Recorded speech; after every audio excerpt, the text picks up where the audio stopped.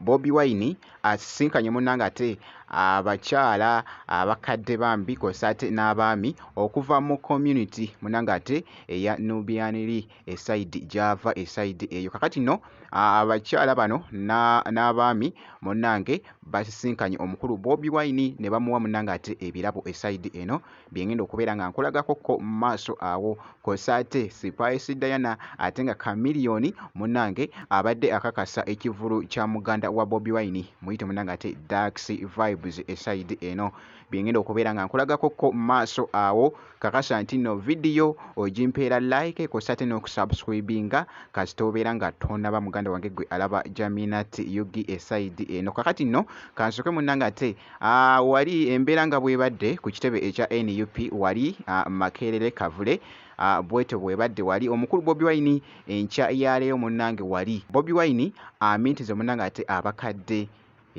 omuli abaami kw'ossa ate n'abakyala inno mu myaka egyo munnange ate baatwalibwako munnange ate ebintu byabwe esayidi eyo munnange ate mu gavumenti eno eya Museveni munnange ate esayidi eno. Kakati nno weebiti munnange ate wali bwebadde biri mu kutambula ku social media wali nga wabadde abasisinkanye. Kakati nno abantu bano bamuleeteddekokko ebimu ku birabo esayidi wali engeri gy'abadde agoyingamu car crazy ng'atuula ku mukeeka kw'ossa n'ebyo byabadde ate asitula waggulu mu bbanga nga bw'ogezaako okulaba akatambi ako. Yes, omulabi omulungi abanubbi bazze olwaleero okulaba pulezidenti waabwe. Bazze olwaleero ne bamuleetera ebirabo bingi byolaba ebyo. Bamwagala nnyo bambi.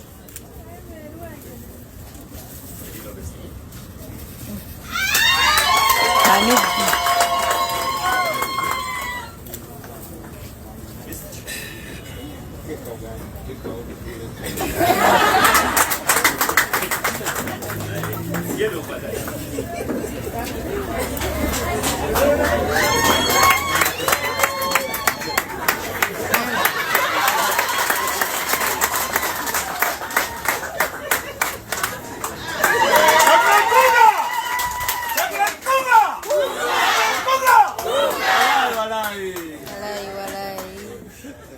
Yes, bamuleetedde omukeeka n'ekifo. Mama ewakeeyo akusavingenga ku bintu byaffe ebyo Mr. President.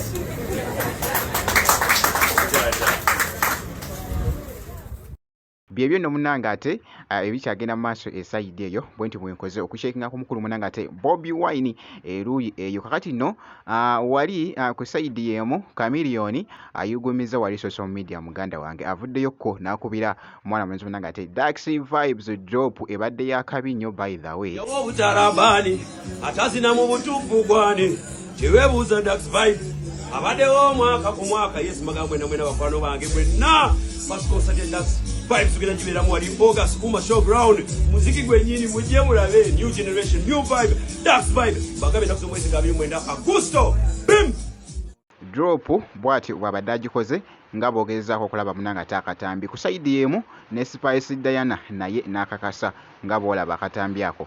Yali good idea, nice idea, no wasalawo kulonda nze. Good idea, nice idea, no wasalawo kulonda nze. Hey, what's up my people? It's a girl Spice Diana. I'm super excited, to confirm that on the 29th of this month, August, that's going to be, this week, is Dax Vibes, concert, all white concert.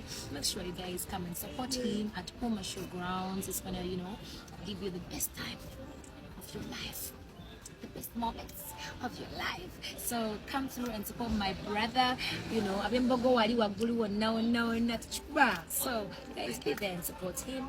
Kubanga, he needs your support. Much love and all the best, Dax Vibes. You got it.